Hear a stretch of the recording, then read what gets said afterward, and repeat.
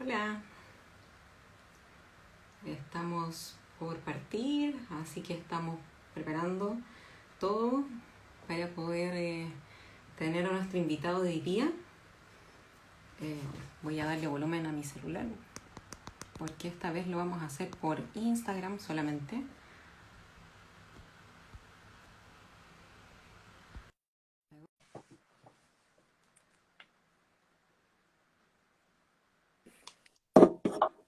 Hola, Eduardo. Hola Cristi, ¿cómo estás? Bien, ¿y tú? Bien, súper. Que bueno, estamos por partir, estoy haciendo como lo Sí, final para poder partir con el live por la vía de Facebook también. Eh, Así que tengo que conectarme. Tengo que dejarlo conectado antes de partir porque si no, va a ser un desastre. Empieza a dar otra cosa por acá y no. claro.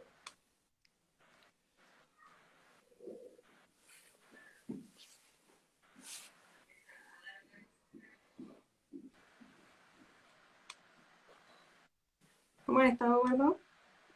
Bien, una semana ahí como de harto trabajo, pero, pero bien, sobreviviendo ahí al encierro. Así estamos todos. Ya creo que ahora sí se puede ver en directo en Facebook. Voy a darle clic a eso. Ya, ahora sí estamos. ¿Cómo has estado, Eduardo? Voy a poner ahí. Qué bueno, Eduardo, que aceptaste la invitación. Muchas gracias. Estamos para contarles a los que se unen recién, todos los días sábados a las 8 nos estamos reuniendo para poder conversar de distintos temas al respecto de la parte de obesidad y todos los temas que confluyen también frente a esto. Eh, Frente a las distintas herramientas que tenemos para poder tratarlo o como para poder ir complementando y también desde la mirada de instaurar hábitos que se supone que es lo que todos queremos instaurar en toda la población. ¿Ya? Así que esta es una conversación amena, cordial, orientada hacia las mismas personas que nos siguen y que buscan de alguna manera resolver algunas dudas y cuando ya tienen muchas más dudas se acercan a la atención más profesional en una consulta. Así que esta es una primera llegada. ¿Ya? Claro. Y bueno, presentar a Eduardo. Eduardo es un preparador, un entrenador. Tú, si quieres, me vas complementando. Sí, no hay problema. Que es un docente en la Universidad de Playa Ancha. Él hace docencia en la parte de deporte, de indicación en entrenamiento y en ejercicio físico. Y también es, no sé cómo se dice, si es maestro o es algún otro profesor de Jiu-Jitsu. Sí, claro. ¿Sí? Uh-huh. Maestro, claro, o profesor, Sí. exacto. De- sí, pues yo, Cristi, soy tecnólogo en deporte, que es una Eso. carrera no tan conocida, pero que a diferencia de la educación física se especializa más como en el entrenamiento en sí, ¿no es cierto? No tenemos tanta preparación en la parte pedagógica, pero sí más en entrenamiento. Y, bueno, llevo hartos años trabajando en este tema de entrenar personas. Tengo un pequeño gimnasio. Trabajo como en dos áreas, la verdad, una como relacionada a las artes marciales o al deporte como más de rendimiento, y otro lado también con pacientes, donde me ha tocado Uh-huh. trabajar con hipertensos, con personas con obesidad, sobrepeso, etcétera. Básicamente Uh-huh. eso es como lo que hago. Uh-huh. Bueno, y Aparte de también también hacer un realiza... poquito de investigación. Ah, dime.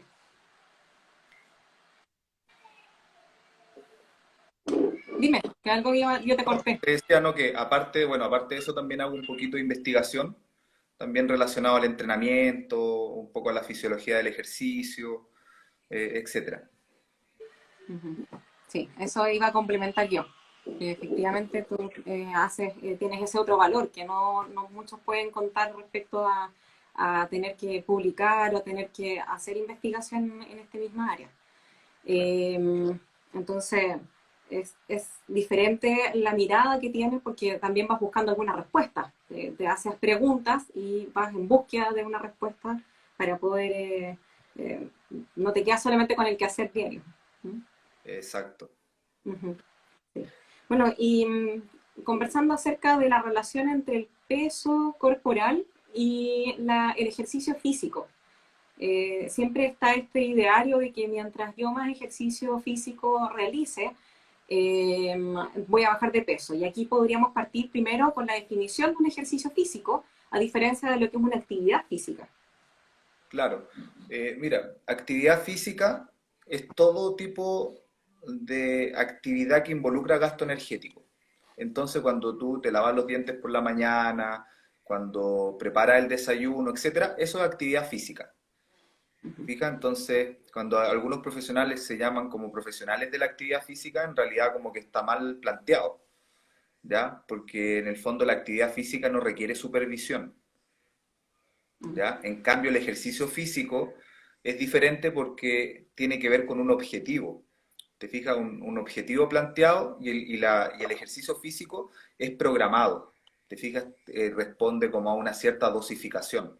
Al igual, por ejemplo, cuando tú prescribes un fármaco a uno de tus pacientes, tú necesitas dar una determinada dosis en función, obviamente, de la patología. Y en el caso del ejercicio, el ejercicio también responde a una relación dosis-respuesta. Ujú. Esta es como la gran Entonces, diferencia. entonces de la parte médica, por lo menos uno hace el mea culpa de que en realidad ninguno nos formaron en estas terapias y cuando decimos, haz ejercicio y el paciente nos queda mirando diciendo, bueno, ¿qué será? ¿De qué se trata esto? No tiene mucha forma cuando uno menciona la indicación médica o cuando se menciona a veces en la tele. Por ejemplo, hay algunos movimientos internacionales que llaman a la mayor actividad física y se considera que son 150 minutos en la semana, de caminata más rápida, fraccionados, pero unos 150 minutos semanales. Eh, entonces, es bastante vago cuando uno lo menciona de esa manera. Y como bien dices tú, el ejercicio físico, la prescripción es como bien detallado y como también con estos objetivos de la mano. Exacto. Lo que ocurre es que cuando una persona quiere, por ejemplo, disminuir su peso corporal, eh, tiene que incrementar la actividad física y también realizar ejercicio. ¿Ya? Es algo que son dos cosas que se tienen que incrementar. Por ejemplo, la actividad física, ¿cómo yo podría incrementarla? Si subo por el ascensor, elijo la escalera. Si Ujú. hago las compras cercanas al hogar en auto, lo hago a pie. ¿Te fijas? Entonces, así tú vas aumentando tu gasto energético con las actividades de la vida diaria y eso sumado a un ejercicio programado generaría un delta negativo, ¿no es cierto?, de calorías que podría tributar para una pérdida de peso. Ujú. Fijas, pero si nosotros vemos el ejercicio por sí solo, por ejemplo, hagamos cuenta que, eh, por ejemplo, yo voy al gimnasio y voy 3 veces a la semana y hago 1 hora de gimnasio, por ejemplo, de pesas. Si yo pretendo bajar de peso con esa cantidad de ejercicio, es muy probable que no lo consiga.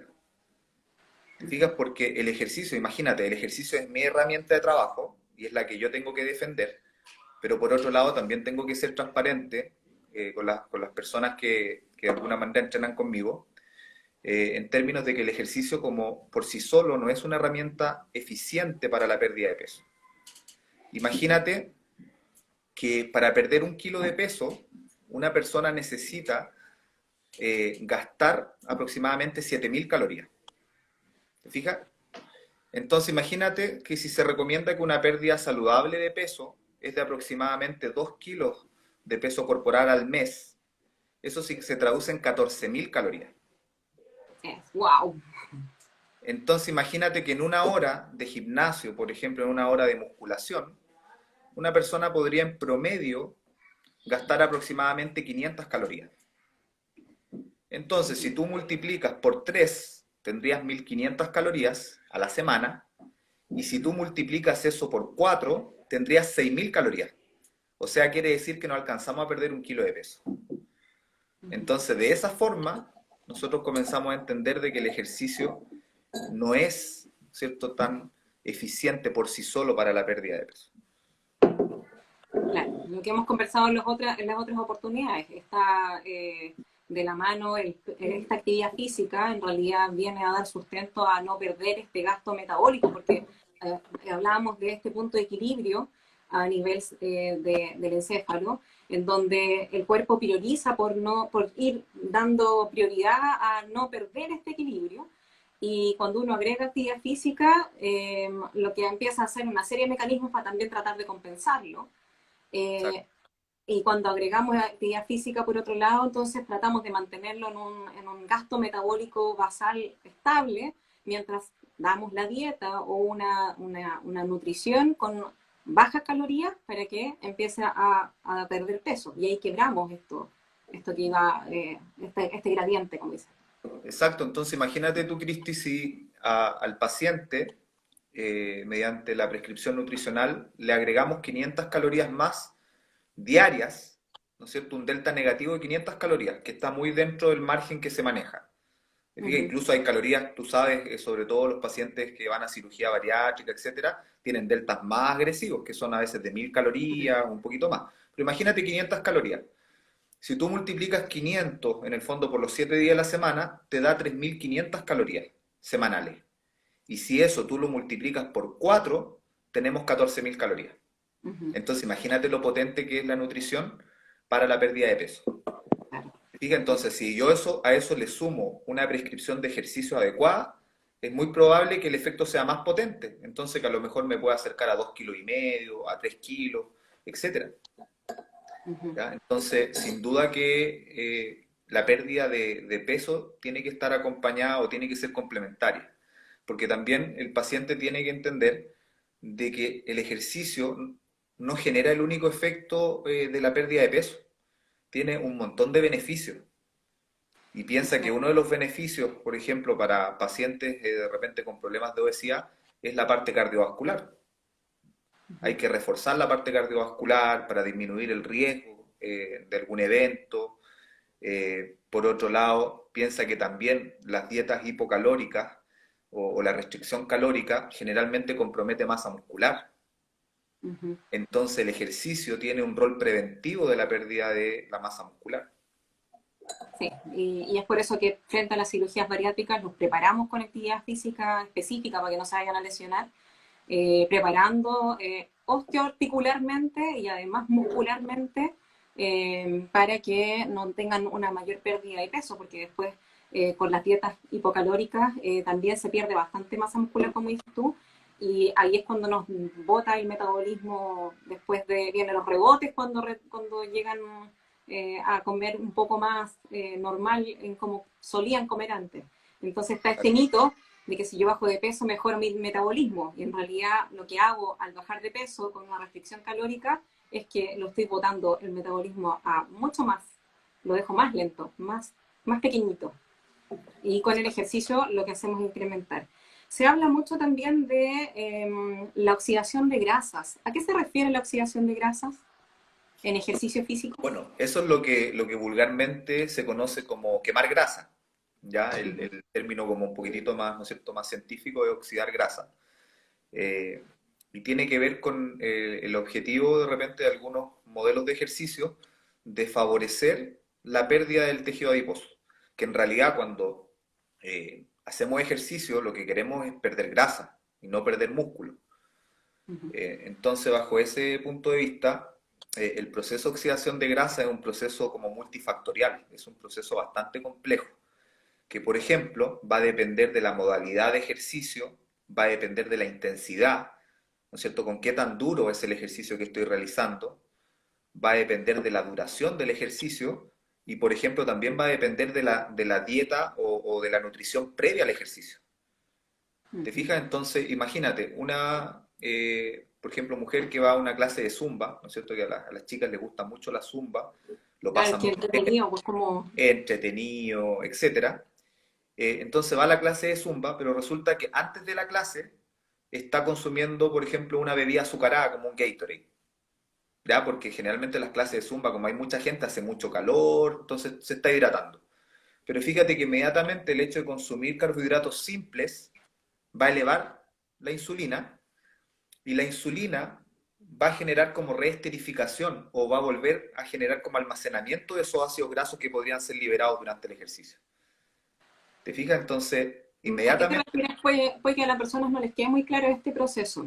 Entonces tú liberas insulina y lo que haces es esta misma grasita que está siendo liberada al torrente sanguíneo mientras estás en la actividad física para poder ser ocupada por el músculo, se reesterifica, lo mencionas tú. Esa palabra claro, para... te lo explico como de forma más Ujú. sencilla. Piensa que el solo hecho ya de nosotros predisponernos hacia un tipo de ejercicio, comenzamos a liberar, por ejemplo, adrenalina, ¿cierto? Que son hormonas del estrés, y todo eso va a empezar a activar el proceso de liberación de grasa, por ejemplo, del tejido adiposo. ¿Te fijas? Entonces vamos a empezar por el aumento de la actividad simpática, la liberación de hormonas, vamos a liberar ácido graso. Ahora, ¿qué es lo que ocurre? Cuando yo tengo carbohidratos simples, se va a elevar la insulina y la insulina es como una hormona contrarregulatoria de este proceso. Entonces, la insulina lo que genera es almacenamiento de grasa y no liberación de grasa.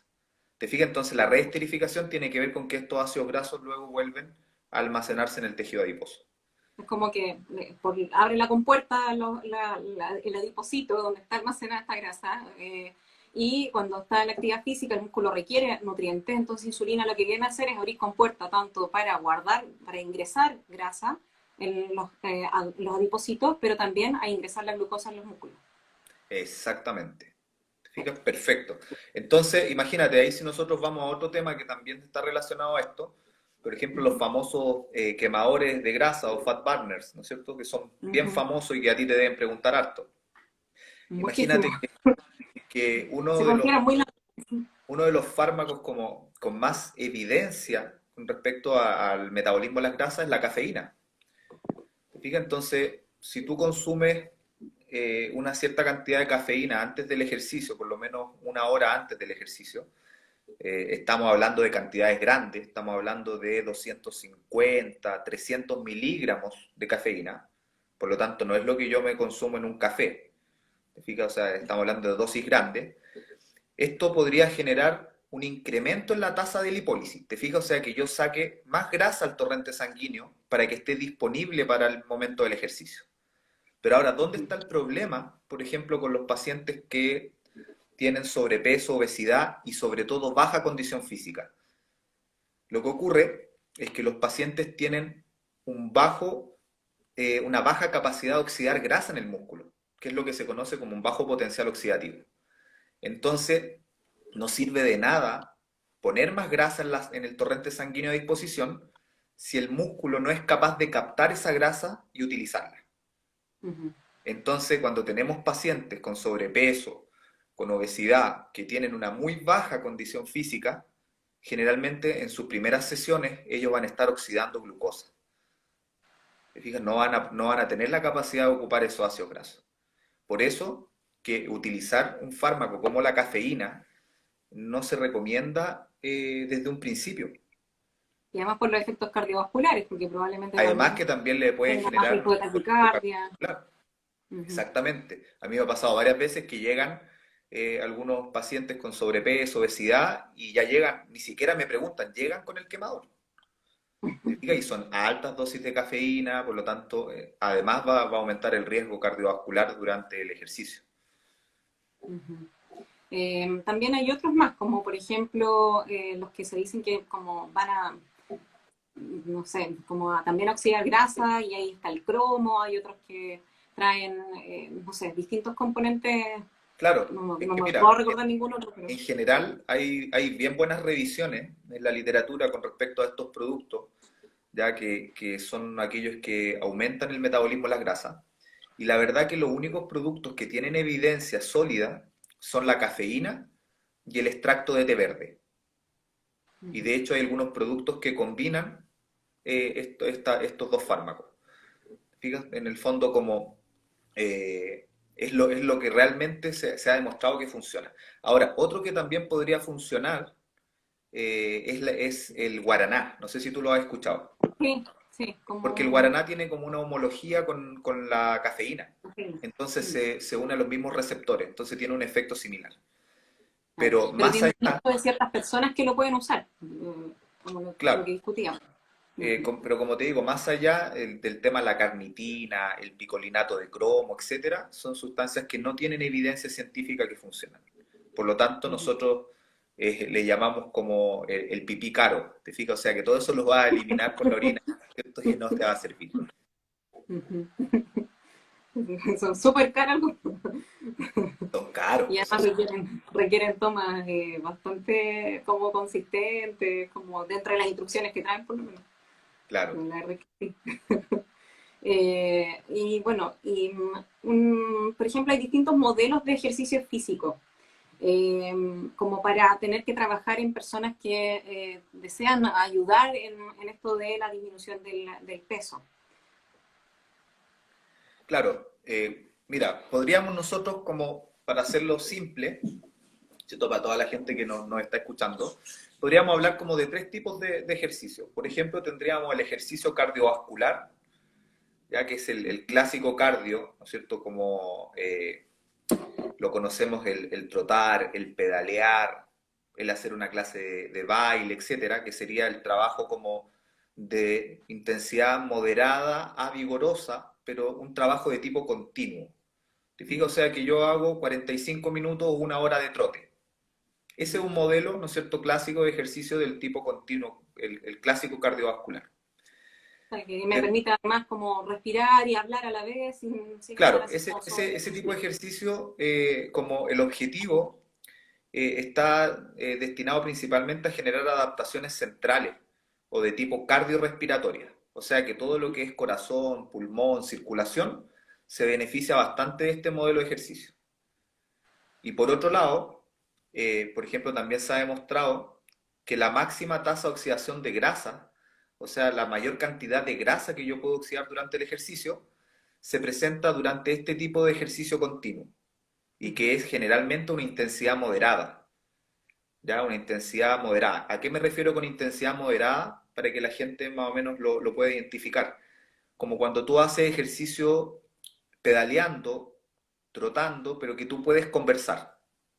Ujú, Fijo un ejercicio conversado. Cuando yo pierdo como esa coordinación respiratoria, generalmente estoy pasando como el umbral ventilatorio. Entonces estoy pasando ya como un modelo de ejercicio que clásicamente se le llama más anaeróbico. Pero en ujú. realidad, cuando hablamos de aeróbico y anaeróbico, estamos hablando más en modelos celulares, ya en modelos más in vitro. Porque piensa tú que en ningún momento durante el ejercicio tú dejas de consumir oxígeno. Entonces es más bien hablar de un ejercicio de moderada a baja intensidad y cuando perdemos como la respiración, estamos hablando de un ejercicio de alta intensidad. Ujú. ¿Te fijas? Entonces, eso es con respecto al tema cardiovascular. Después tenemos los modelos famosos, que son los modelos intermitentes de ejercicio de alta intensidad, que son los famosos HIIT, ya que están súper de Ujú. moda. Sí. Y la verdad que de los modelos de tipo HIIT hay como cinco o seis tipos o subtipos bien definidos en la literatura. ¿Ya? Ahora, dependiendo del tipo de HIIT, el HIIT puede, a pesar de que es un ejercicio de alta intensidad, o sea, un ejercicio donde yo pierdo, ¿no es cierto?, esa capacidad de conversar, donde siento ahogo, ¿ya? Dependiendo del tipo de HIIT, puede generar adaptaciones de tipo centrales, ¿ya? O sea, cardiorrespiratorias, al igual que el ejercicio cardiovascular, Ujú. o también puedo generar adaptaciones periféricas, que para mí son como las más interesantes cuando trabajamos con pacientes metabólicos. Porque fíjate Ujú. que si tenemos un insulino resistente, nosotros lo que queremos generar es aumentar la sensibilidad a la insulina. Y sabemos que el Claro. músculo esquelético es uno de los principales tejidos que consume glucosa. Entonces, con un HIIT que hace énfasis periférico, yo puedo aumentar la sensibilidad a la insulina o mejorar, por ejemplo, la capacidad oxidativa del músculo. Pero por eso el entrenador va a manipular el tipo de herramienta que va a utilizar. Si vamos a programar un ejercicio que va a tener énfasis central o va a tener énfasis periférico. Ujú. ¿Te fijas? Entonces ahí tenemos el ejercicio cardiovascular moderado y tenemos el HIIT. ¿Ya? Ujú. Ahora, otro modo de entrenamiento que también se utiliza bastante, el entrenamiento de fuerza o de sobrecarga, las Ujú. famosas Sí. pesas. ¿ya? O también Entonces con ahí algunas bandas o ligas que también ofrecen resistencia como también, de tal grado A, todo también. eso se conoce como entrenamiento de sobrecarga. Ujú, Entonces ahí también yo voy a tener otros beneficios, por ejemplo, como el aumento de la densidad mineral ósea, el fortalecimiento también de músculos, tendones, y por otro lado, también va a aumentar mi gasto energético, y fíjate que también las señales hormonales que están presentes en este modelo de ejercicio también han mostrado como una buena relación con la oxidación de grasa. ujú. ¿Ya? Entonces también es un modelo de ejercicio que podría generar oxidación de grasa. Entonces, si tú te das cuenta, tanto el ejercicio cardiovascular como el ejercicio HIIT o como el ejercicio de fuerza, con todos yo puedo de alguna manera tratar de oxidar grasa. Hay temor en ciertas personas, especialmente féminas, que no desean marcar musculatura. Y está este mito de que podría, haciendo ejercicio, quedar como más musculines. ¿Es tan así? En el caso de mujeres, ¿cierto? Ujú, Mira, la verdad es que esto es bien poco probable, ¿ya? Excepto cuando tenemos algunas mujeres, por ejemplo, con ovario poliquístico, ¿ya? Que son mujeres que secretan más testosterona. Entonces ellas tienen una como mayor facilidad como para potencial. poder formar músculo, ¿te fijas? O verse como de una manera más masculina. Cuando entrenan, por ejemplo, mucha sobrecarga. Yo he tenido el caso, por ejemplo, de mis deportistas más exitosos, mis deportistas mujeres en el jiu-jitsu brasilero, son mujeres con ovario poliquístico, porque son las más fuertes. ¿Te fijas? Las más Ujú. fuertes, las más agresivas, entonces son ideales para el deporte de combate. ¿Te fijas? Pero si una mujer tiene una función menstrual normal, con un ciclo que esté entre los 28, 35 días, etcétera, no debería pasar esto. Ya no Ujú. debería pasar esto. Ahora, por otro lado, eh, es, es cierto que la mujer tiene una importante capacidad de hipertrofia o de aumentar el tamaño del músculo. Quizás no tanto como el hombre, pero si una mujer quiere aumentar su masa muscular, lo puede hacer porque el incremento de la masa muscular no solo depende en el fondo de la hormona, es un proceso intracelular también. Te fijas, está marcado por un montón de señales intracelulares que en definitiva, si yo tengo balance energético, por ejemplo, positivo, o sea que como más calorías de las que gasto, y tengo un estímulo de entrenamiento de fuerza adecuado, o sea, una intensidad adecuada, etcétera, perfectamente una mujer se puede hipertrofiar, o sea, puede aumentar su masa muscular. Sí. No, lo que pasa es que llegan a la consulta a veces personas que tienen ciertas, no quieren un estereotipo más marcado, les gusta ser como súper longilínea, como tipo más modelo, que no se note, quieren bajar de peso, pero sin marcarse, y en realidad es importante la actividad física. Entonces, decirles que en realidad no es que vayan a quedar como con una gran masa muscular, ¿no? Es Hay que difícil, buscar hay que lograrlo, hay que trabajar para poder lograrlo. Entonces, eh, es muy difícil que queden así porque estamos hablando de grandes volúmenes de entrenamiento, estamos hablando de ejercicios que son complejos, ¿ya? No es lo mismo, por ejemplo, ir al gimnasio y hacer una máquina de extensora de piernas, por ejemplo, de rodillas, que, por ejemplo, hacer una sentadilla profunda con una carga elevada. Todo eso tiene un trabajo técnico que es muy, muy importante. Y para que ocurra ese aumento del tamaño muscular, son procesos de entrenamiento largo. sí. Bueno, te saqué del tema. Estábamos hablando entonces de los tipos de ejercicios de Claro, entrenamiento. Estábamos en el HIIT, los entrenamientos de fuerza, claro, y también hay unos que son entrenamientos polarizados. exacto. Ese es un modelo nuevo, entre comillas, porque incluso si yo te hablo del HIIT, el HIIT más o menos de la década del 30, de 1930, ¿ya? Oye, Pero es súper está de moda antiguo, yo ahora. pensé que era nuevo. No, pues es que lo que pasa es que se descubrió ya en esa época, pero se popularizó ahora. Piensa las redes sociales, ahora los libros digitales y todo lo popularizaron ahora. Entonces, en el caso del entrenamiento polarizado también no es tan antiguo, pero tiene sus años ya, pero se está popularizando ahora. Y fíjate que el entrenamiento polarizado lo que hace es mezclar, por ejemplo, un entrenamiento HIIT con un entrenamiento cardiovascular de moderada a baja intensidad. Y esto, fíjate que en el caso de los pacientes con sobrepeso y obesidad, es súper valioso, porque no tenemos que olvidarnos de que un paciente, ¿no es cierto?, que está con factores de riesgo, en definitiva, el mayor factor de riesgo es el aumento de la morbimortalidad cardiovascular. ¿Te Ujú. fijas? Y sigue siendo una de las primeras causas de muerte en nuestro país. ¿Te fijas? Entonces, sin duda que tenemos que buscar un modelo de ejercicio que trabaje de manera central. Y eso, el trabajo cardiovascular, el ejercicio de moderada a baja intensidad, cumple con ese requisito. Pero por otro lado, el paciente obeso también tiene problemas metabólicos. Tiene resistencia a la insulina, tiene dislipidemia, entre otras cosas.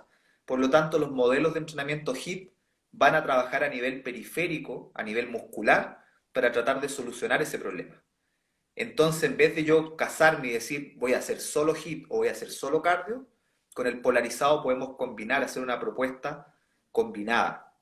Y fíjate que hay un trabajo bien interesante que es del 2018, ya que lo hizo un grupo de investigadores de la clínica METS en Santiago, En Santiago. ¿ya? Y ellos hicieron un trabajo polarizado en mujeres con problemas de sobrepeso, obesidad y también alteración de la homeostasis de la glucosa, digo, o sea, como insulinoresistencia.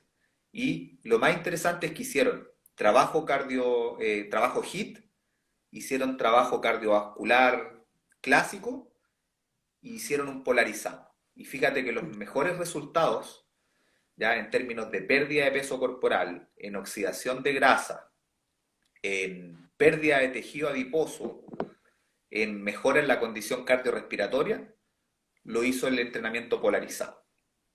Ahora, para que las personas entiendan un poquito el polarizado, imagínate que en una hora de ejercicio, el 70% de esa hora sería trabajo cardiovascular de moderada a baja intensidad y el 30% de la sesión estaría destinado al HIIT. Es la parte más... Ujú. Claro, entonces podríamos partir con un calentamiento de 5 minutos y luego hacer el HIIT, ¿no es cierto?, por unos 12 minutos, 15 minutos, y el tiempo restante sería tiempo, ¿no es cierto?, para trabajar de manera moderada, para generar ¿no es cierto?, la recuperación, etcétera. Y ese modelo es un modelo que yo estoy trabajando bastante y que da muy buenos resultados, muy buenos resultados. ¿Partes en forma gradual con las personas?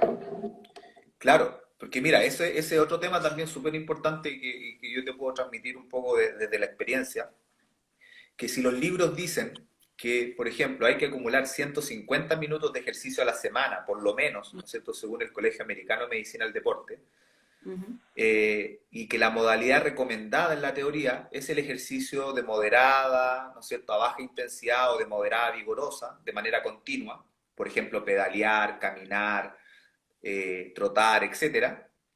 Lo primero que yo me enfrento con pacientes con sobrepeso y obesidad es que no son capaces de realizar ejercicio continuo. O sea que si yo programo media hora de ejercicio sobre la bicicleta, a los 10 minutos, por dolor muscular, los pacientes están abortando. Ya. ¿Te fijas? Entonces, ahí tú tienes que buscar estrategias y lo mejor es el entrenamiento intermitente. ¿Te fijas? Lo mejor es el entrenamiento intermitente porque, claro, le doy una serie de trabajo a lo mejor de 5 minutos y luego le doy 2 minutos de pausa, que puede ser pausa activa, realizando el mismo ejercicio a menor intensidad, o pasiva, ¿no es cierto?, en donde descansa. Y luego le doy 5 minutos más y 2 minutos de pausa y al final yo logro completar esa media hora o incluso un poquitito más. Porque piensa que en los 2 minutos de pausa el metabolismo sigue encendido, Ujú. no se apaga. Entonces, si tú sumas los 30 minutos efectivos de ejercicio, más quizás unos 10 minutos de pausa, estás haciendo 40 minutos en total. Ujú. ¿Te fijas? En donde tu metabolismo está elevado por sobre el reposo. Ujú. Entonces, yo en general parto así.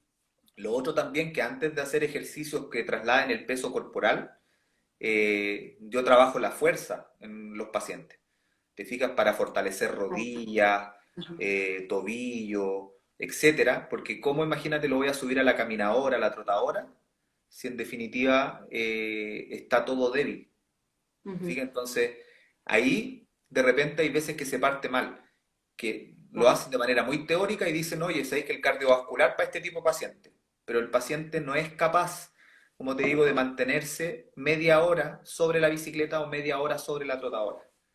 Entonces hay que Ujú, partir al revés, partir de repente con ejercicio, como te digo, de sobrecarga, de ujú. fortalecimiento, con ejercicios de movilidad y luego pasar al ejercicio intermitente y después vamos a llegar a lo mejor al ejercicio continuo.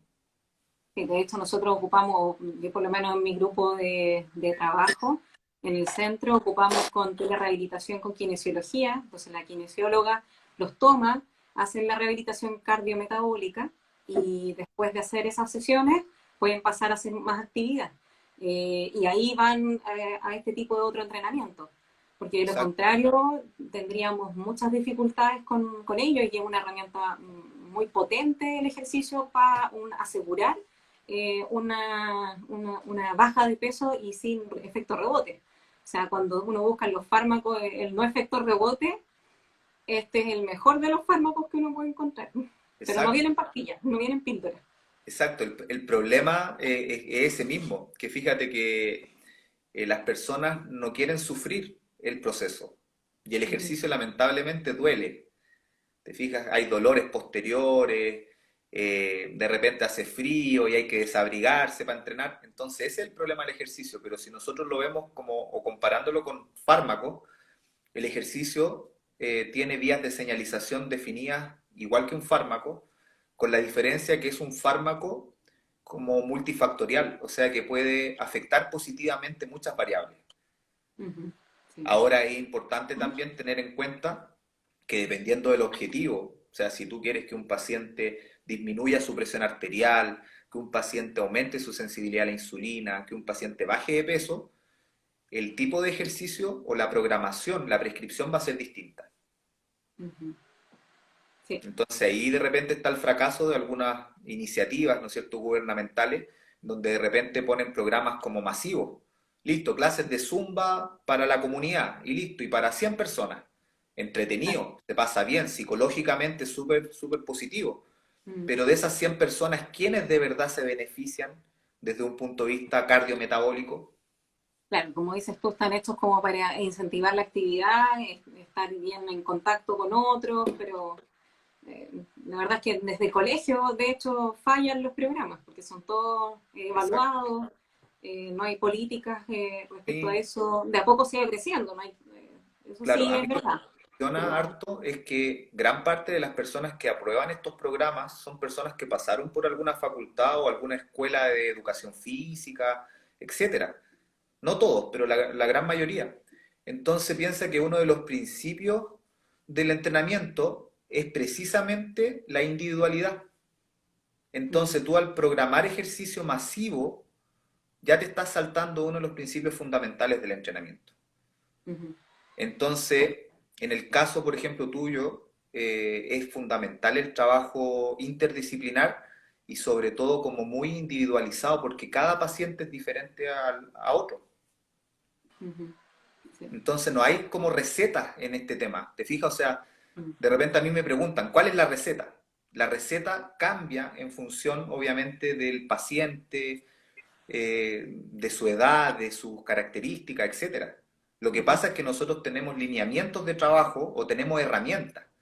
¿Te fijas? ujú. Entonces piensa que hay herramientas como el HIIT, hay herramientas, por ejemplo, como el trabajo cardiovascular, y uno de esas herramientas las va, ¿no es cierto?, las va a prescribir, las va a ordenar para conseguir un objetivo con un paciente. Bueno, lo que dice acá alguno de los comentarios, que claro, es un principio de individualización, que no todos los tipos de entrenamientos son cómodos realizar para todos, todos los cuerpos no van a reaccionar de la misma forma a ese tipo de entrenamiento, así Exacto. que una de las cosas. Nos dicen que nos van a pegar las zumberas, no creo si no estamos diciendo nada malo de ellas, Claro. solamente decimos que cuando uno quiere hacer un trabajo en baja de peso, así, trabajos tan masivos no propician un buen trabajo en la parte metabólica, por ejemplo. Si ayuda, por supuesto, hablábamos de actividad física como un valor de mantener un metabolismo un poco más alto y más activo. Pero hay ciertas cosas que uno, si quiere lograrlas, por supuesto, no puedes esperar grandes cosas de algo que estás haciendo a la misma medida que todo. ¿Ya? Entonces la Exacto. zumba motiva, pues si uno se empieza a poner entretenido, uno queda con la chispa y claro que es un buen puerto para poder partir o iniciar. Yo creo que es una Oye, herramienta que es bastante buena. ¿Mm? imagínate, yo tengo dos publicaciones en Zumba, ¿ya? Y una vez como de súper buenas intenciones me dijeron, oye, te queremos hacer una entrevista porque tu estudio como que causó impacto. Y de Ujú. eso llegó TVN, me hicieron una entrevista, salí en un programa el día domingo, causó revuelo. Pero fíjate que gran parte de los comentarios negativos hacia mi estudio se basan en la poca información o la poca formación que de repente algunos profesores de Zumba tienen. Porque el estudio, bajo ningún punto de vista, dice que la Zumba es mala. Al contrario, la Zumba es entretenida, es un ejercicio de moderada, ¿no es cierto?, de intensidad moderada, vigorosa, por lo tanto genera beneficios, Ujú. ¿ya? El problema está en que si la persona va 2 veces a la semana a Zumba, fíjate que logra acumular aproximadamente 120 minutos de ejercicio. No logra alcanzar los 150 minutos. Ujú. No logra alcanzar las 1000 calorías semanales. Por lo Ujú. tanto, si no logra las 1000 calorías semanales, no va a perder ni siquiera medio kilo de peso. Ujú. Entonces, ¿dónde está la información valiosa ahí que el profesor de Zumba tiene que sacar? Oye, me están diciendo que yo gasto calorías con el baile, Tengo le que hacer genero más sesiones. efectos cardiovasculares, pero resulta que con 2 veces a la semana no me sirve, po. Entonces tengo que decirle a mis clientes que vengan más veces a mi clase de Zumba. Que en vez Claro. de venir 3 veces a la semana, vengan 5 veces a la semana. Ujú. Entonces todo depende de la mirada que le demos. Entonces la Ujú. información científica está precisamente para, oye, esta cuestión puede servir, pero tiene que ser enfocada de otra forma. Claro. ¿Te fijas? Eh, a ver, dentro de estos modelos que mencionábamos, ¿cuáles entonces son los que generan, los que están descritos, estudiados, que generan mayor pérdida de peso corporal, sabiendo el contexto que ya estábamos conversando, de este quiebre de las calorías con una dieta hipocalórica, pero me imagino que los modelos de estudio lo consideran. Entonces, de estos modelos que hablábamos, de HIIT, de estos entrenamientos, ¿cuál es el que hasta ahora se observa que ayuda a una mayor pérdida de peso corporal? Mira, la verdad es que todos los modelos fracasan, ¿ya? No quiero ser aguafiestas, ¿ya? Pero todos los modelos fracasan como por sí solos, como en generar una pérdida de peso eficiente, ¿ya? Ujú. Todos los modelos. Ahora, ¿dónde está en realidad como lo valioso de combinar los modelos de entrenamiento? Existe un tipo de modelo de entrenamiento que se llama entrenamiento concurrente, ¿ya? Que es un modelo de entrenamiento que mezcla, por ejemplo, el entrenamiento de la fuerza como sobrecarga con el ejercicio cardiovascular. Y la combinación del trabajo sobrecarga, imagínate, ¿qué pasa si yo hago de manera intensa, por ejemplo, pesas antes de hacer cardio? Lo que voy a hacer es que ahí se pegó. Ya. Lo que voy a hacer es que voy a ocupar Ay, qué pena. Sí. más grasa, o sea, perdón, voy a ocupar más glucosa. Al ocupar más glucosa, voy a dejar como la llave de paso abierta para cuando haga cardiovascular, las grasas puedan ser oxidadas y como dicen en algunos libros, que las grasas ardan en el fuego que dejan los carbohidratos. ¿Te fijas? Ujú. Entonces, ese tipo de entrenamiento concurrente es súper bueno. O sea, como yo hago cardio y hago pesa. Ujú. ¿Te fijas? Súper bueno. O también el entrenamiento polarizado, en donde hago HIIT y en el HIIT yo voy a estar utilizando principalmente glucógeno, ¿no es cierto? Voy a estar gastando glucosa, pero después del HIIT, ya como piénsala, en el fondo el músculo empezó a arder gracias a la combustión, ¿no es cierto?, de estos hidratos de carbono. Luego en el trabajo de baja intensidad, la llave de paso está abierta para que las grasas entren y se puedan oxidar en ese fuego que dejaron los carbohidratos. Ujú. Ahora, para que más o menos tengan ustedes una idea, hay una técnica que se llama FatMax o máxima tasa de oxidación de grasa, que es una técnica para calcular cuánto es la mayor cantidad de grasas que puede gastar un sujeto. Y esto Claro, se porque varía entre todos nosotros, no es igual. Claro, exactamente. Esto se hace sobre una trotadora, por ejemplo, con un Ujú. análisis ventilación a ventilación en ayuna, y Ujú. lo que se hace es calcular en gramos por minuto la cantidad de grasa.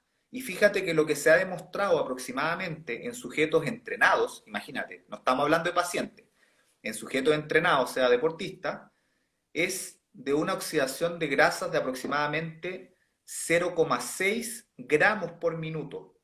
O sea que si ese deportista se mantiene en esa fat zone o zona de oxidación de grasa por una hora, estaría gastando aproximadamente o oxidando 36 gramos de grasa.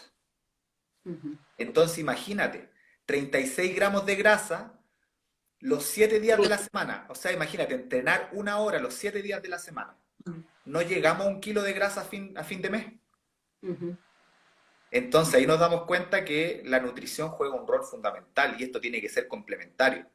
Ujú. Pero las personas tienen que también tener conciencia de que nosotros no somos solo músculo, solo tejido adiposo.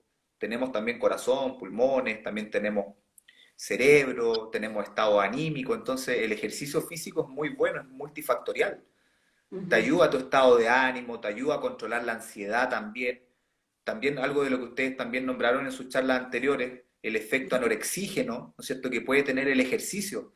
También tú después de hacer ejercicio sientes menos hambre, así agudamente. Ujú. ¿Te fijas? Claro, Entonces, por no posterior ahí, puede que tú tengas más hambre, pero ahí mismo uno está súper bien. claro, te fijas, cuando tú terminas el ejercicio tienes menos hambre, entonces a lo mejor es el momento, el timing, por ejemplo, para tener alguna colación, algo, para que después la comida que viene más adelante sea menos abundante. Ujú. Entonces ayuda Sí, en un montón de cosas. sí. Bueno, nosotros en la Universidad del Paraíso, ahora está cerrado por pandemia, pero tenemos equipo y se está trabajando ahí en el laboratorio de fisiología con estas máquinas para poder medir estas zonas de oxidación y están haciendo unos trabajos bien bonitos. Así que eh, Sí, po. hay Súper tecnología en la... interesante. Sí, sí. Eh, bueno, ¿qué recomendaciones podrías, dentro de esto que nos deja muy alicaídos, pero qué recomendaciones puedes entregarnos para que se pueda aumentar la oxidación de estas grasas? Bueno, lo primero, como te decía, la oxidación de grasas depende de varias cosas. Dentro de esto es que no consuman carbohidratos simples, por lo menos 2 horas antes del ejercicio, ¿ya? Entonces, evitar los carbohidratos simples muy agudamente cerca del ejercicio. Por otro lado, Hidratos de carbono, porque hay azúcares simples, digamos azúcar, frutas tal vez. claro, exacto, todo lo que tenga que ver con carbohidratos o, ¿no es cierto?, azúcares simples. Por ejemplo, las bebidas azucaradas, todo lo que tenga en el fondo carbohidratos así de rápida asimilación, que son aquellos que aumentan, ¿no es cierto?, tu glicemia muy rápidamente. ¿Ya? Ujú. Entonces, todos estos dulcecitos, las bebidas azucaradas, etcétera, hay que evitarlas sí Ah, o sí. productos más procesados en realidad. Claro. Lo otro también importante es tratar de mejorar la condición cardiorrespiratoria. En la medida que mi capacidad de resistencia, ¿no es cierto?, resistencia cardiovascular, cardiorrespiratoria mejora, es muy probable que yo voy a tener mayor posibilidad de oxidar más grasa. Ujú. Entonces, si yo tengo una condición física muy baja, la verdad que no debería esperar tener muy buenos resultados inmediatos con el tema de oxidación de grasa. Ahora, si tú me preguntas cuánto más o menos se demora en adaptarse un sujeto para mejorar su potencial oxidativo, por lo menos, más o menos como entre 4 o 6 semanas, ya hay una mejora sustancial del potencial oxidativo. Ujú. Entonces, ya a partir de las 6 semanas, de las 8 semanas, seguramente que va a empezar a oxidar más grasa realizando el mismo trabajo que hacía cuando partió. Ujú. Digas, pero básicamente una de las cosas fundamentales es el tema de evitar el consumo de carbohidratos simples de manera muy aguda al ejercicio. Y si el sujeto tiene buena condición física, por ejemplo, puede ser un paciente con sobrepeso, obesidad, pero ya metabólicamente activo, ¿no es cierto? Un tipo que ya lleva tiempo entrenando, si es que obviamente, por ejemplo, el médico ve que tiene bajo riesgo cardiovascular, etcétera, podría quizás utilizar algún tipo de ayuda, como puede ser algún quemador. Pero eso siempre que sea obviamente prescrito por el médico tratante. ¿ya? Ni siquiera como por el entrenador, por el preparador físico, ni por el kinesiólogo. Ujú. Porque ahí hay que ver una sumatoria de cosas, porque piensa que si el paciente tiene sobrepeso, pero además tiene hipertensión, inmediatamente la cafeína va a generar elevación de la presión arterial. Y piensa tú que hay un tema súper interesante que es la paradoja del ejercicio. Entonces, si tú Ujú. tienes a Que un sujeto veo sentado, la presión y después... imagínate, tienes a dos sujetos sentados, un sujeto con obesidad que está, por ejemplo, tomando una cerveza viendo un partido, y otro sujeto físicamente activo, ¿no es cierto?, sentado al lado de él. Claramente, el que tiene más riesgo es el sujeto que tiene sobrepeso. ¿Te fijas? Pero cuando mandamos al sujeto activo a trotar y dejamos al sujeto con sobrepeso sentado, el que tiene más riesgo es el que está corriendo. Entonces, siempre durante el ejercicio vamos a tener mayor probabilidad de que un evento cardiovascular ocurra. Ujú. Por lo tanto, tenemos que nosotros manejar esas variables y minimizar los riesgos. Sí. Y Ahora consumir cuando... cafeína sería un riesgo. Sí. Igual recordar que cuando hablamos de quemadores o de quemadores no es lo mismo que son estos activadores de metabolismo, que en realidad no hay ninguno que hasta ahora conozcamos que aumenta el metabolismo. Eso no lo hemos visto. No hay publicaciones en nada, tampoco hay nada que conozcamos que pueda meterse a la mitocondria para aumentar el metabolismo de, de estas energías y dar más energía. Exacto. Dice aquí Gonzalo, ¿cómo mejoramos la adherencia al ejercicio? La adherencia al ejercicio es un tema súper importante, ya porque piensa que en muchas oportunidades me ha tocado asistir a reuniones científicas y donde se habla del HIIT, han mostrado resultados, por ejemplo, de HIIT en atención primaria súper buenos, súper prometedores, pero cuando tú le preguntas a las personas si les gusta el HIIT, a muchos no les gusta. O sea, el estudio resultó porque lo estaban llamando por teléfono, venga, venga a Claro, hacer y ejercicio, porque en el estaban ahí encima. fondo era gratis, es así. Entonces, yo tengo, por ejemplo, algunos pacientes que me toca atender y que les gusta el HIIT, ya les gusta porque de repente están relacionados con la ciencia, entonces les es atractivo como ver qué es lo que ocurre, o yo les mando una lectura y se motivan.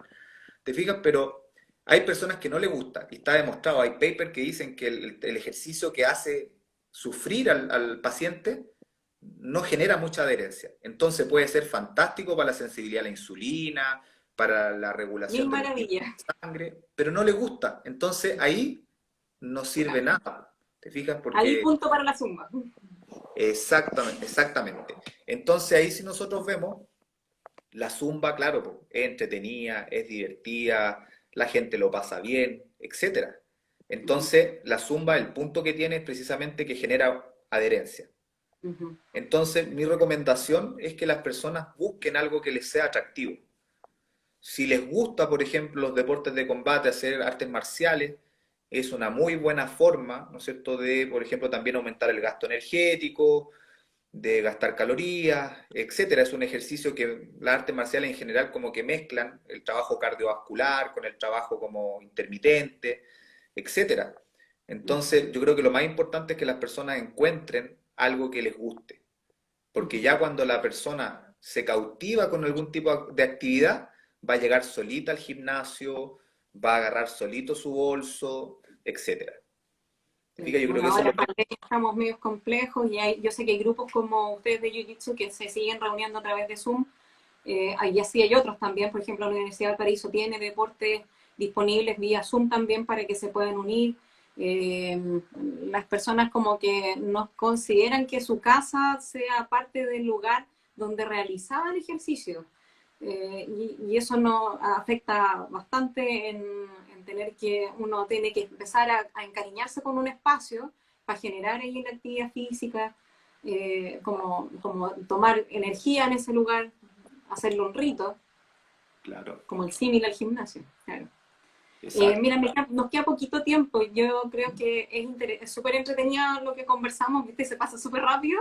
Sí, súper. Eh, y bueno, invitarte para el próximo sábado a que hablemos de estos mismos temas, pero trasladados hacia los distintas líneas del tiempo que podemos tener, desde los niños hasta que ya estamos adolescentes, adultos, adultos mayores, y así, verlo como más en todos los grupos etarios, cómo se desarrolla, cuáles son las particularidades de cada grupo. Eh, Claro, por ¿Mm? supuesto. Yo encantado. La verdad que para mí, en estos tiempos de pandemia, que estamos aquí un poquitito encerrados y todo, poder aportar con un granito de arena ahí para que las personas que quieren iniciar un programa de ejercicio lo hagan de manera segura Ujú. eh, y, y por supuesto que la conversación súper entretenida, porque estos son temas que me apasionan y bueno, en tu caso también con el tema del sobrepeso, la obesidad y todo, son temas que se cruzan súper bien. Y claro, la próxima semana podríamos ahí hablar un poco como del ejercicio, los beneficios del ejercicio a través del ciclo vital.